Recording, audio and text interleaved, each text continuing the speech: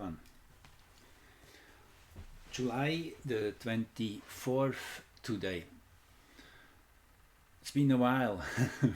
Yeah, I have been doing lots of research in the time. Found lots of interesting stuff. More of that just coming. Well, let me start. This is a historic moment of realization on many people's minds on the Aurora network, as the Nine call it. All these people who work towards the new Earth, who are really laying the foundations for what is already here, but it's just now being recognized in big ways. That's what I wrote here. The new continent has arisen. It is time to realize that. It's still barren, virgin, new, untouched, but full of potentials. It's literally that Haumea energy, which we talked about many times. Haumea, the one which builds islands from the seafloor, till they finally, over thousands of years, gain the massiveness to touch onto the ocean surface. And then comes the moment when all of a sudden the whole continent is coming above water, becoming available for cultivation, for literally whatever our imagination brings. We have space and land to build it on. That's literally what it feels, is that big realization that yes, we have a whole new dimension we are functioning in, which is impenetrable, invincible, because we are just always a few feet ahead of the control energies now. There's no way they can catch up anymore. It really goes back to what Bill Wood, that insider from the military, has revealed in the 2011 interview with what's her name? I always forget her name. Kerry Cassidy. Where he said, using this alien technology of Project Looking Glass, they were able to extrapolate the future, and that's a tool which has been used seemingly. However it got into human hands, they started using it, and they found there everything beyond a certain time blurred out.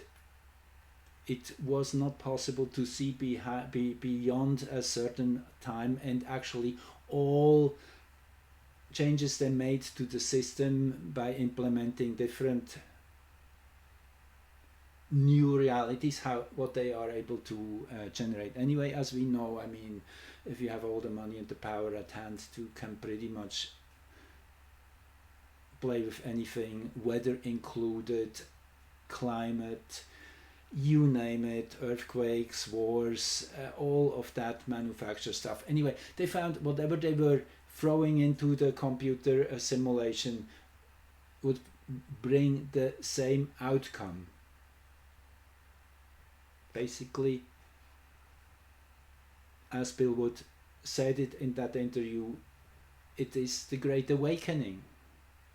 It is just that humanity is at that level where we are piercing now through the ceiling. We truly become mature. We have graduated through lots and lots of lessons, difficulties. That is what is happening now, and that is confirmed on so many levels. I mean, this chart here speaks for it. And just want to throw in one more really wonderful source of information, which many of you certainly are familiar with, as I'm often honoring Magenta Pixie and her information here. This is a particularly good one, which I will paraphrase a few things out of it. I will post all the links below as usual. It's an incoming wave of a higher dimensional energy. It's not really physical, that they are saying, and I guess we can feel that it's a divine energy, literally, and it is that we are inviting this energy now consciously into our physical body. That is what the practical teaching of Jacqueline Hobbs, Oracle Girl, is. Yes, just sit every day, at least for 10 minutes, and just feel how you're intentionally filling with that divine love, that loving presence which is everywhere, which is the nature of quantum space, really, the sacred geometry, the quantum vacuum. It's all one. It's that empty space where everything is born out of. As now physicists, nuclear and beyond particle physicists, they find, yes, particles appearing out of the void and disappearing into it again. They have no clue why and how things come. It's just, if you put in a certain amount of energy externally, then you trigger things like that, and it's kind of, it just needs the activation, and then you can, as also Nassim Haramein, one of my other really trusted sources with lots of incredible information. If you haven't heard of him yet, I should make notes to put links of what I speak, then you can look up more on that. I will put Nassim here, absolutely. So that will happen. You will find it in the description of the video here. So yes, it's that empty space where everything is born out of. That is which holds that divinity, that divine frequency, and we are now literally pulling that in, and we get the response. It is all happening. So coming back to Bill Wood and that undefined moment, really, I mean, they were guessing it was 2012. There were definitely a few years off there. Yes, there was a big shift in 2012, but it was more to becoming aware of that enormous potential which was lying ahead of us, and it's kind of, we had to add another 13-year period. That's how I see it. We will be there by 2026. That is when the singularity event is now confirmed by the 9. They said the same thing. I already in 2016 wrote an article where I said it would be 2026. That's kind of jumps to eye if you're an astrologer, with all the amazing sign changes and major conjunctions of big planets. We are getting to that definitely at some point too. Again, I'm always hoping to have more energy, and but there's always so many other things on the plate. Eventually I will have a channel. I will, when I get the natural the support and I'm in the place I would like to be. We are still in transition. We have been in transition now for 5 years here, my wife and I. It's been a great time. There's nothing against that, but most of our stuff is still in storage just to stay. Anyway, that's yet a totally different story, but it is a sign of times. Probably many of you are experiencing similar things. Kind of, we have put so many things on hold and are waiting for the right moment to really come out of our shell into the open and apply that little necessary effort to make something happen. And naturally many things already are happening, but it is still in that transitional phase. Yes, let's go into astrology now. I can get carried away easily. So let me give you a bit of the background story here of that Venus stationary chart, which is really, as I came to understand in one of our latest videos, actually it was online while I was talking to you guys, that I realized how important that moment is when a planet turns retrograde. That is the beginning really of the whole next cycle. And the image which came to mind is when you, for example, think it's your birthday, you have the cake with the birthday candles on it, and people are around you celebrating and wait for that moment that you blow out the candles. Okay, when does that action start? When you decide, yes, now is the moment. It starts when you inhale, when you fill your lungs with that potential to then blow out those many candles on your cake, hopefully not too many, as we all try to stay younger than we are. However, this is a big joke, actually a cosmic joke. Age is really not the issue anymore in our today's age and time. I would strongly say that yes, things change. We move into a timeless area anyway. And you might still measure how many years old you are, but it doesn't really matter. Age is reversible, to say. There's many modalities, technologies now around which help keep us young, naturally, aside from the right nutrition, which is central, good water. Anyway, this is not really the thing of my channel here, so I don't want to go too deep, you know what I mean. But let's just get started here in, it started actually with the new moon and with the nodes changing sign on the 17th. That was really the big kickoff, and yes, the universe, the cosmos was definitely helping that. Whenever big solar flares happen simultaneously, this is really an amplification of that, whatever astrological geometry we have at the time. It is almost burning it into the matrix. This is a super important moment we will come back towards, which we will build onto. It is a peg in the ground, a milestone, so to say. So this was really the big shift, the nodes changing signs, and you definitely can feel it, I know. I mean, this is super important. The nodes are the ones which are leading the ship. It's really the bow of the ship, you could say.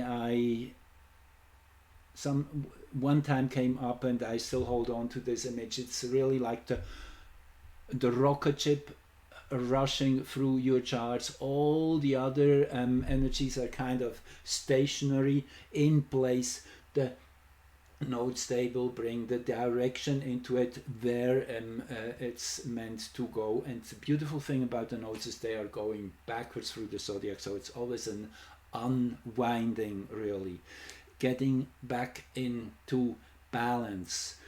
It's the meeting point of the sun and the moon, of the male and the female principle. I guess it's very simple. The nodes have a very powerful role to play. The Vedic astrologers call them the dragon's head and the dragon's tail, thinking of the dragon energy coming into this world now on a way more literal level, and that naturally resonates also with the dragon's head and the dragon's tail. So the nodes have become more powerful. That also means that the solar eclipses, the lunar eclipses, which always happen around the nodes, are more potent these days. Everything becomes more potent. It's really the sign of times. We are on a hyperbolic motion towards that singularity event, and it is really becoming very obvious. That's definitely my understanding. So the 25th degree of Cancer was where the new moon happened, and that was also the descendant, and pretty much the sun and the moon still, you might remember, go back to my last recording. But I forgot reading that degrees comment in the Sabian symbols. Here again they are by Dane Rudyard, these comments, and the 25th degree of Cancer is really, really resonating. A willful man is overshadowed by a descent of superior power. It's a bowing down to something way bigger, greater, more massive, more intelligent than we are. That's what it feels, and that's the response of spiritual forces to the integration of personality through positive willful endeavors. And the comment Rudyard gives here: we are dealing here with a man who uses his will and positive imagination in facing his life problems. How true is that? That's exactly what we're doing, and we are getting so much smarter through allowing this thorn to have in our life, this challenge from the controlling agencies and all, whatever you call them. However, it is really the integration of the polarities. That's what is truly bringing the quantum leap, is when we realize we have not to sign up with either of the two sides. It is really in understanding the basic balance, the basic force of creation, which works in the sense the devil is God's greatest helper. Just keep this as a key phrase and meditate on it. It is definitely true. Whatever is difficult, dark, bad, you name it, is eventually here to kick our ass and to help us wake up and realize we are way more than we thought we were. Anyway, this is in progress. We just amped up into a whole new frequency level here with all those changes in the last few years, few days. Yes, it feels like years indeed. So I said this is the apocalypse which is coming. The uncovering, the great reveal, already full in progress. I mean, just turn on your TV and you know, even on mainstream channels, they now have to admit two things which they were, yeah, you know, it's all really bubbling up to the surface. So anyway, I wanted to still read this quickly here. I didn't finish it. So we are dealing here with a man who uses his will and positive imagination in facing his life problems. To him comes a Pentecostal descent of power. How about that? Can you feel it? I do. And it is again that conscious invitation of that divine force. It helps us to become vessels for that force. And the more we are allowing whatever wants to arise through us, uncompromising, yes, that's important. We have to allow this force to really take over and express through us in that sense. No fear. There is, yes, you could say it needs some courage, yes and no. It's just in the beginning. Yes, you need a little bit of that grit to step out of your shadow and do the right thing, and you will know what the right thing is. And it is very simple. It's all about our relations. It's about your bonds of affection, and it is our love for life. That's basically what Venus is all about. It's that, let me see where I have here my notes. Sometimes notes help a little bit, yes, but it is definitely true. It is that energy of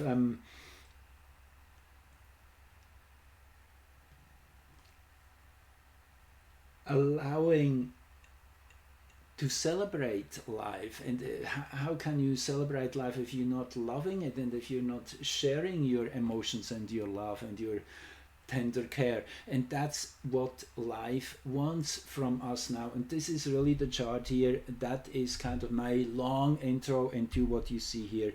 Yes, this is really a humbling moment to see a chart like that. It's so full of potentials. Let me just point out a few things.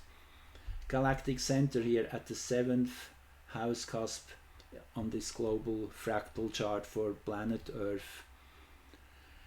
Hygeia, the one which heals, which brings health, well-being, right front and center.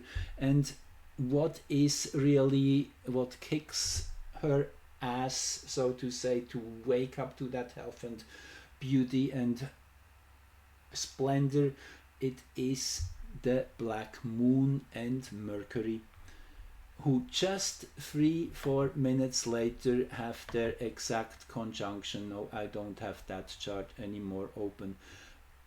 I kind of I scaled down a little bit, but I would like to show you that chart because it's so amazing to see the architecture again. The universe is pulling out of its sleeves. Let me see, here it is, 706, it is I guess 704. Let me see.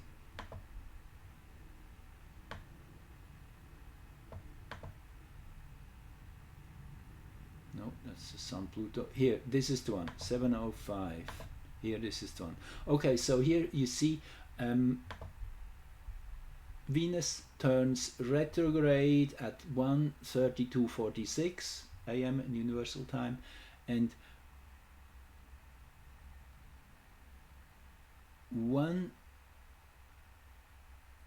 okay, bear with me. It is, okay, I'm sorry, I admit I didn't tell you the full story yet. That's what it is. There's something else to this puzzle. So Venus turns retrograde at 1:32:46, yes, on the 23rd, and again laying the foundations for the next 584 days. That's what basically it is. That's how long a Venus cycle is, a complete one, as we now know. So this is the, not just that moment, this is really an initial an initiation. But I mean, before I go deeper, let me now complete my thought. It is this one here, the Luna. Okay, I'm still away from it really. And then here, this is the one I'm aiming for. That is 12 hours later, Chiron turns retrograde. So they're both turning retrograde in that sense, starting a whole new cycle. For Chiron, it is a year, pretty much exactly a year. For all the outer planets, they move in a more or less yearly rhythm from retrograding to going direct again. No, sorry, from retrograding to retrograding. It's always that, from inhale to inhale again, 1 year between. For the inner planets, it's different because there the Earth's motion makes a big difference. For Venus, as I say, it's 584 days. So anyway, less than 12 hours later, after Venus turns retrograde, Chiron turns retrograde, and yes, now, just, you see, this is 12:41:57, and less than 2 minutes later, Mercury and the Black Moon have their exact conjunction. Now, what is that telling us? That is really telling us we are now diving into the shadow. Literally, we are pulled in. It is that black hole. Nobody can escape that anymore. This is the ultimate wake-up call. Whoever is not able to go through that bottleneck, through that whirlpool, and not coming out on the other end as transformed, is either totally asleep, fully 100% a puppet of the control program, or dead. I mean, there's really only these three options. Either you transform, you're not human anymore, or you are dead. Whatever humanity there is left in a person, this is what will shake us awake and alert. And this is actually happening on a big scale still. The doors are still open.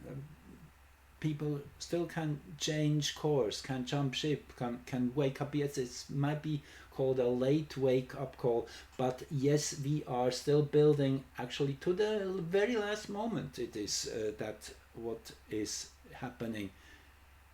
And when I say the very last moment, it is likely that singularity event in 2026, plus, minus, who knows,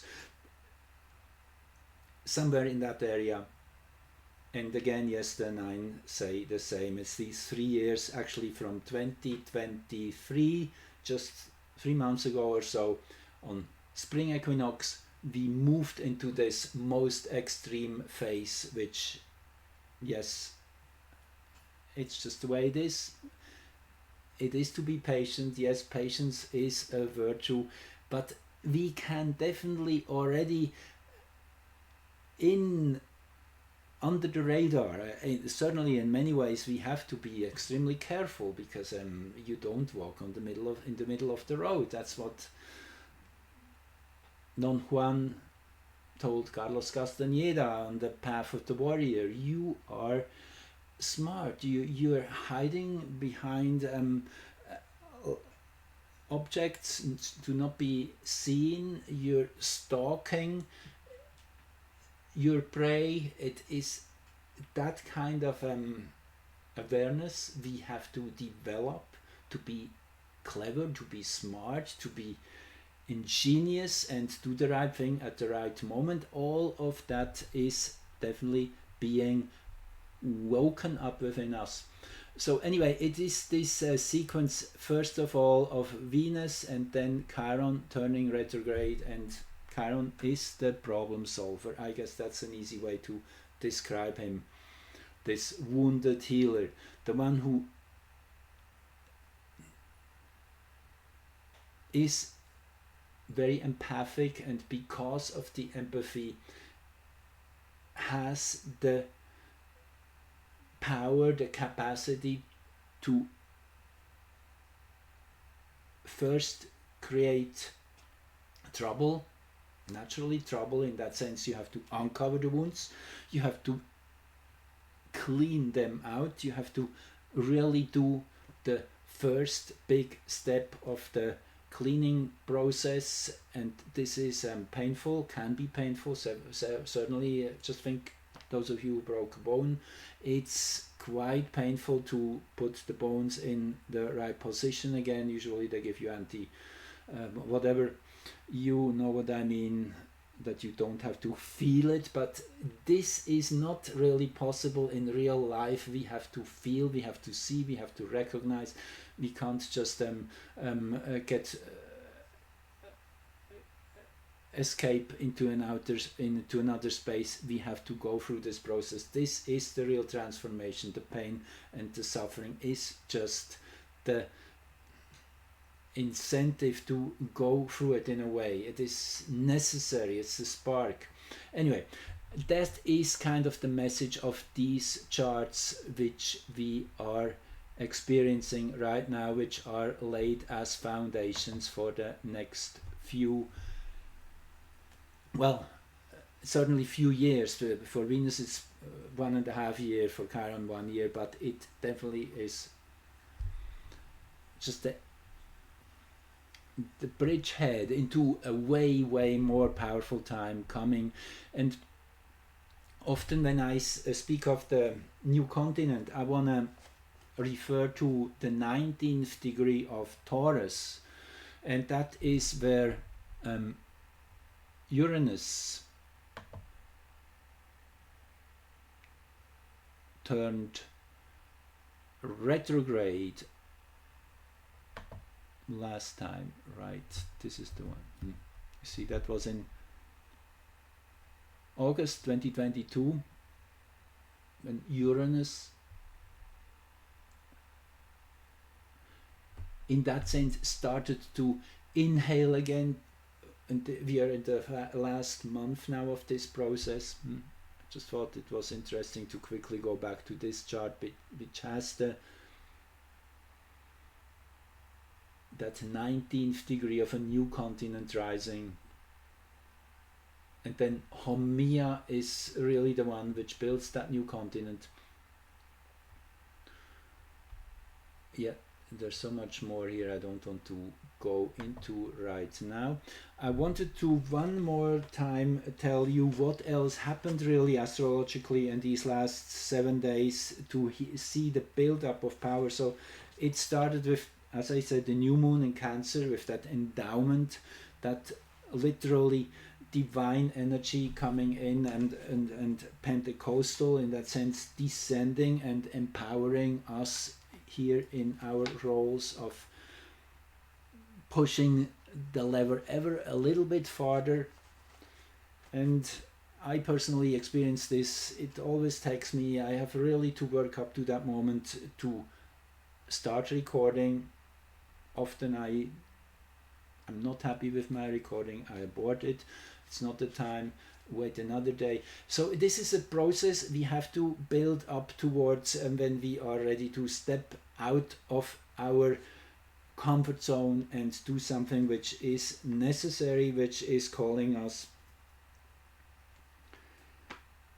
So it is that Pentecostal descent of power. He receives the mantle of power, the grace, baraka in Sufi philosophy, or the providential assistance which can make him a true leader in his culture. And again, these are millions we are speaking of who are exactly resonating on that frequency.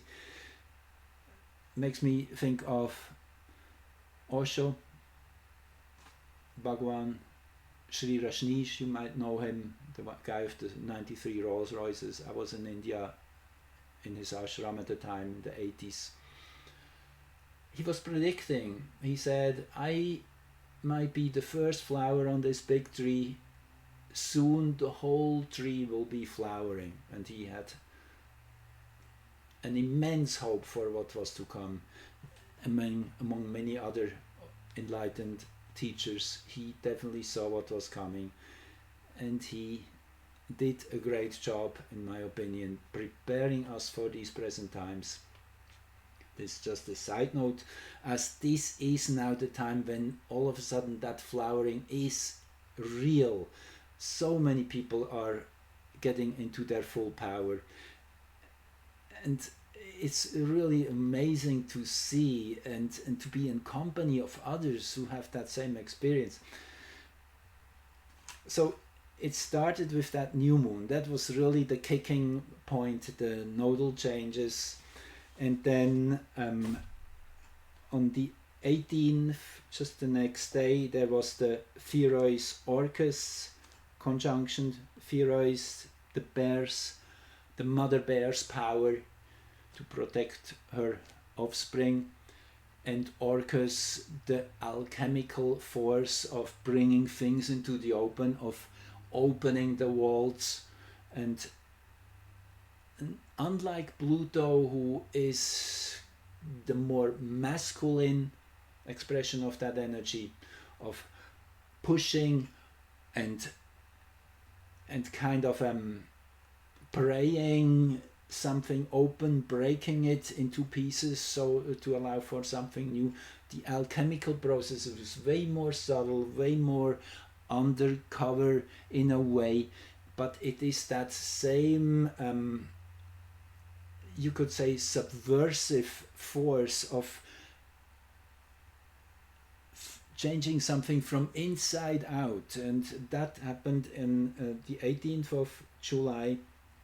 That was the last of 3 conjunctions. And again, this will be a many year cycle which has been kicked off there. That I call this the intention, that the intention really came clear. And the moon was in the 1st degree of Leo, let me see. I really wanted to quickly show you this chart, even if it's just here for small. Here it is. No, it's not this one. But 745. You see, you always have these hundreds of charts open. But here it is. That was when Ceres and Orcus had their last conjunction. Yes, the moon in the first degree of Leo, just shortly after new moon, that very, very powerful moon. And as the sun just moved into this degree a few days ago, this has already multiplied that intention. Then heliocentric Ceres entered Scorpio on the 20th then, joining Homia. And this, I mean, Ceres, we have been talking about often here, is that earth goddess energy, and in that sense we are in charge. We are the ones who will in that sense volunteer to work for nature, with nature, to it is the asteroids' role anyway, that they are here giving us jobs, in that sense, giving us roles to play. And Ceres in Scorpio, yes, this is the right climate now has come, I say, for the intensity, the forging to really kick in a whole new way. Before in Libra, yes, Libra is a beautiful sign of harmony and of finding the kind of the common ground, negotiating and adjusting, doing the right thing at the right moment. But really the power of Scorpio is undisputed in terms of really breaking through to new dimensions. And that has just started. This will be between July 20 and November 29, when heliocentric Ceres in Scorpio, through Scorpio. Then interesting, and I mentioned this in my last recording, you see, this is the geometry, the 15th degree of Gemini rising, the 9th of, or the 10th of Aquarius here in the center, which is the axis around which everything is symmetrically ordered. And I mean, yes, in the heliocentric, see, this is just unbelievable, the beautiful symmetry here. That grand trine Mars, Pluto, Sedna, the long-standing trine of Pluto and Sedna, which is that deep transformation.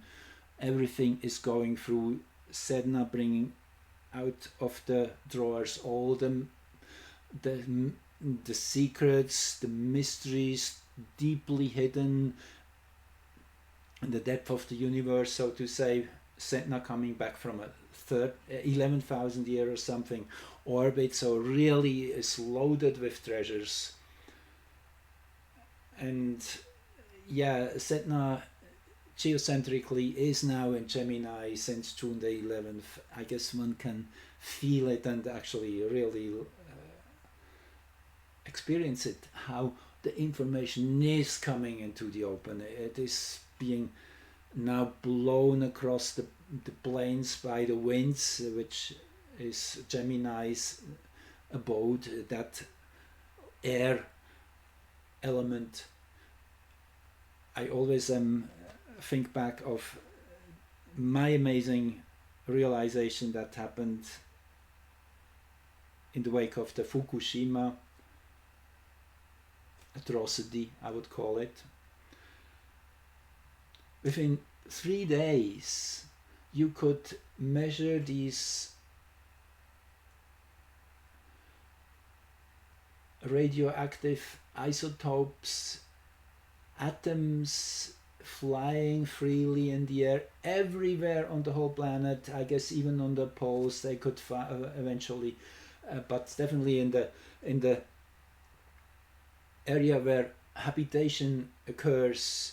Within 3 days, just think, from one single spot on the planet, within 3 days you get information sent to packages of information, molecules, air molecules being blown across the oceans by whatever the trade winds.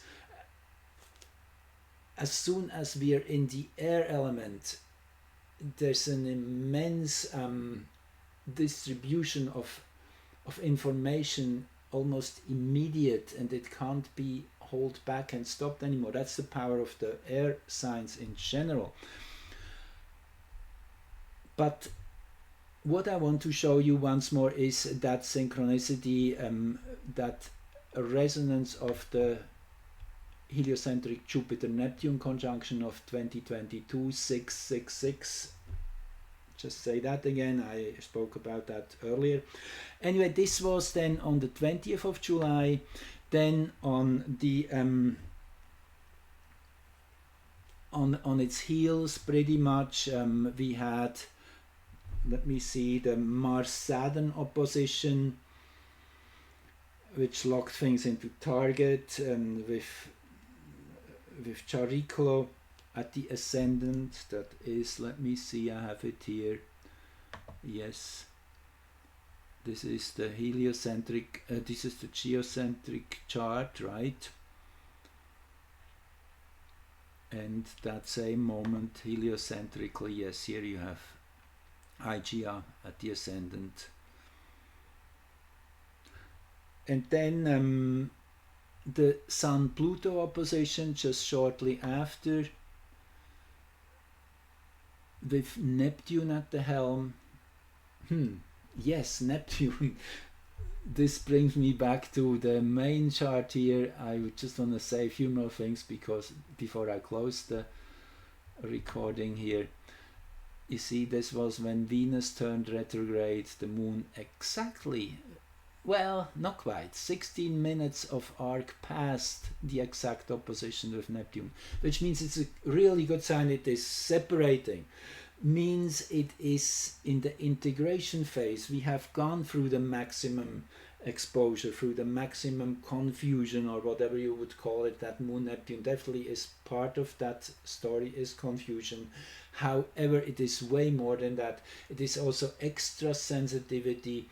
It is that sixth sense, and again, reminding you that Neptune is square the galactic center these months, years, probably into 2024. Yes, Neptune gets supercharged here by this galactic frequency.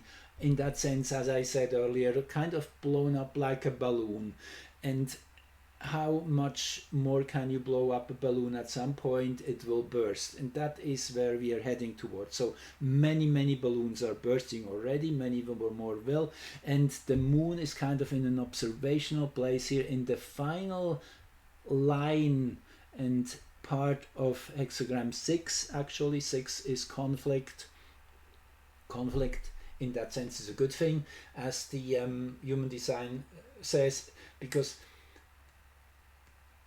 it is the friction which we need in life. Again, very similar to what I said earlier. It is that friction which is at the root of progress. We need a bit to be kicked into the bum. Again, coming back to that image.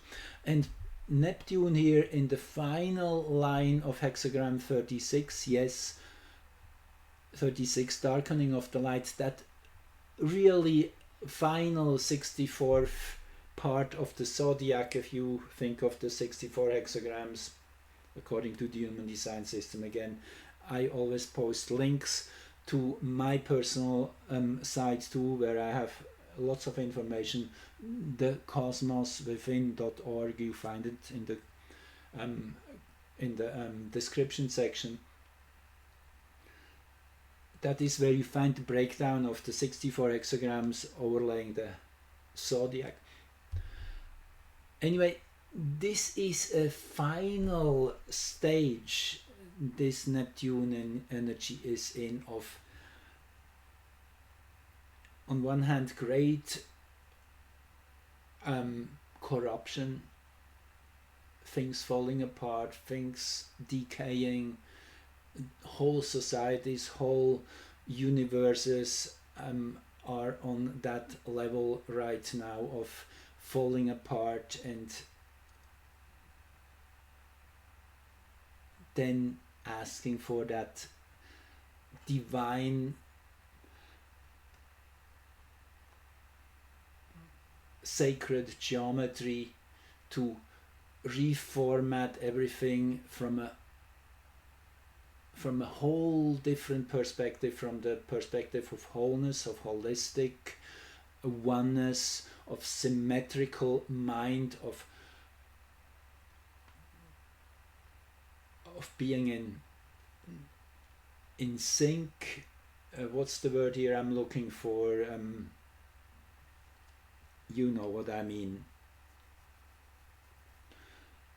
The cohesiveness, right? When light is in cohesive motion, then it becomes a laser beam, nothing but light with all the wavelengths of the light frequency being perfectly aligned. That creates the power. Anyway, so this is kind of that amplification of that final moment. So but then there is this beautiful anchoring of the energies again Pluto and Sedna. This time the moon is here. Yes, we saw it heliocentrically. Mars is here. And then, yes, on the heels of that, Mars entered Libra on the 21st. Let me see. No, also on the 20th. Okay, where do I have the chart here? It is, okay. So, well,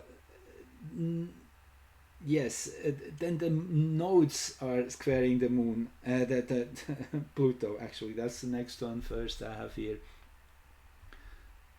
Yeah, it was such an intense stretch, so really fundamental building blocks of where energies are having their heavyweights have been shifted and changed. It will be a little while to adapt. It's always that way with new energies. We have to start feeling them from within. But this is one, then the nodes were squaring Pluto. Now, what does that mean?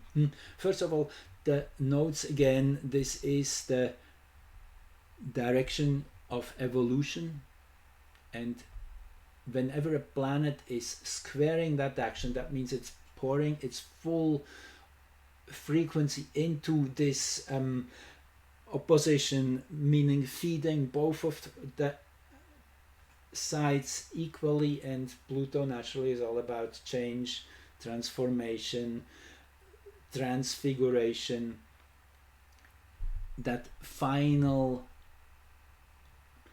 culmination of crystallization has to go through a whole defragmentation. That's what it means. And that moment, Ceres here at the fourth house cusp, I mean, you can't make these things up. It's just unbelievable with Salacia here on top.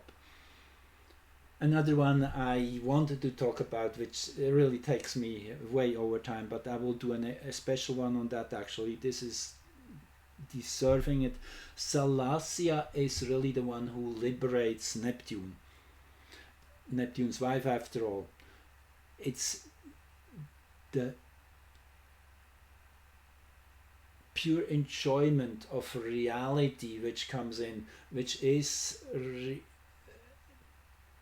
pictured by the sunlight reflecting on water, that dance of thousands of sparks.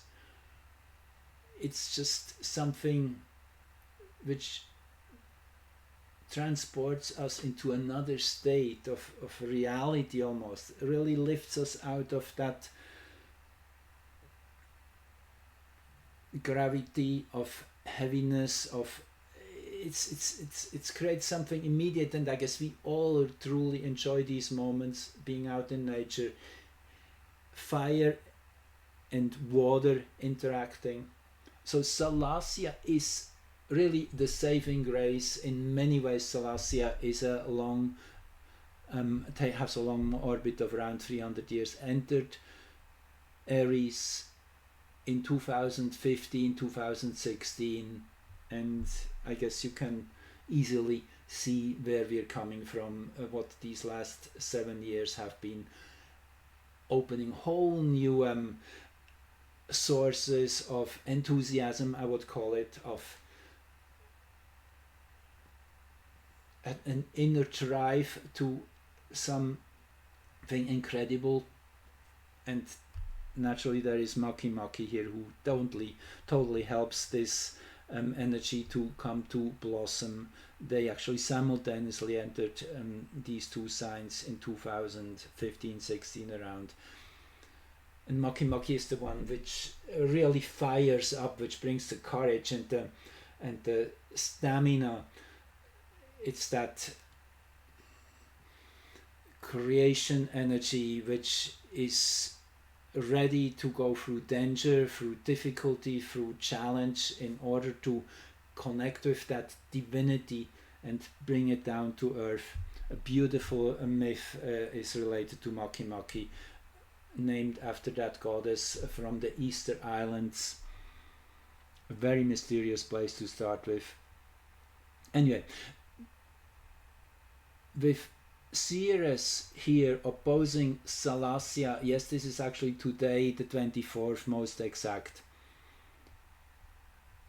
It is really breaking a whole new reservoir open of resources and of strategies, and they come out of that enjoyment, out of that knowing that we have succeeded. Whatever else is still there to be worked through is the cleanup process.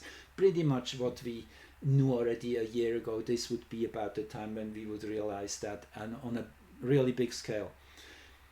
Anyway, this is not yet the end of the story. Yes, there is one more to go, and that is the one I have here open down here, which I already was thinking about, which is then the heliocentric entry of Mars into Libra. Also happened yesterday. Actually, all of these few last charts which I showed you happened between Venus turning retrograde and then Chiron turning retrograde. So within pretty much a 12-hour sequence we had these amazing additional shifts happening. And what is it? Mars in Libra, heliocentric. Yes, this is interesting. This is actually Mars' least favorable sign in many ways. How that? Well, Mars is at home definitely in Aries, tries to likes to pound the drum and being in that seat of dominance. In Libra it has to be way more subtle, and it needs to find that common denominator and build a power base, and that is what will be going on for the next whatever 2-3 months. Mars takes something like 28 months, I guess, once around the Sun, so it's about a 2.5 month process.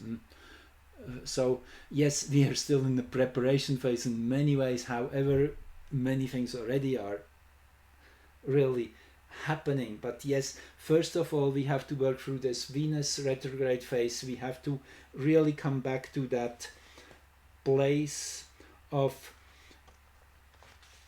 connecting with love within ourselves, enjoying life, enjoying relationships, nurturing our bonds of affection. Those closest to us are the most important right now. And then after that, there will be the ability to truly starting to harness the powers within that moment when Venus turned retrograde. It is really that moment of the decision, which then at the moment when the planet goes forward again, which will be September the 4th, from there onward, it will be a real activation of this chart. And yes, Venus is the one which is finally bringing that love down to earth, which makes it physical, visible, tangible, touchable. That's why Venus is so important.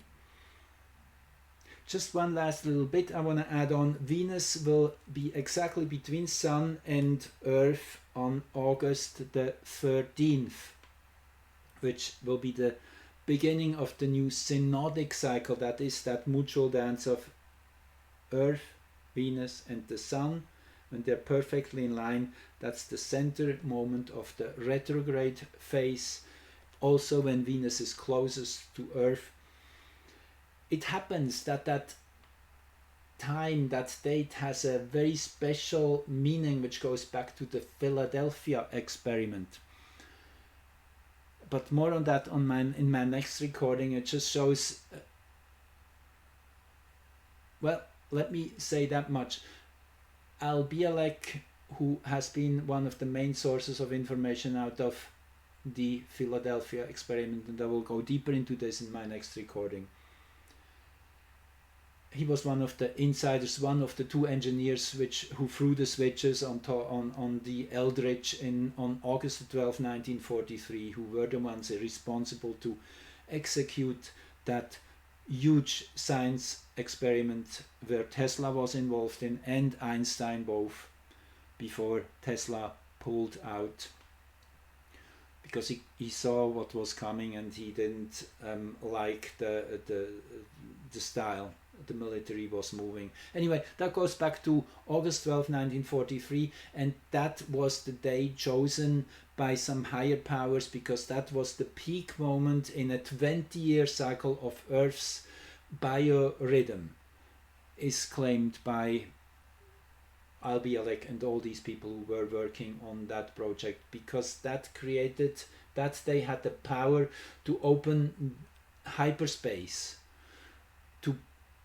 rapture the time-space continuum. And it so happened that, well, I will tell you more on that later. I keep this as a cliffhanger. Anyway, super intense times coming. It's extreme, the weather on planet Earth, not just literally, it is truly extreme on all levels. We have signed up for that, we can get through that, we have the inner power to do it. We are here on a mission, we are here by design. Just remember all that super important, particularly in moments when you are feeling a little bit down, which we all have to deal with. We are still human. Anyway, thank you for listening and joining my channel and sharing my information.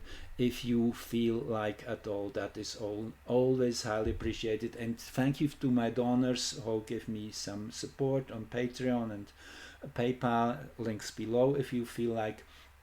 And also, last but not least, I want to say I always appreciate your comments and thoughts on what you hear, and I try to respond. And if you have a question, particularly naturally in context of what I'm talking about already, please write it out, and I will see if I want to respond in one of my talks or just give you the short answer in written format. Anyway, that I wanted to throw in here quickly too. Thank you, and Aren't these exciting times?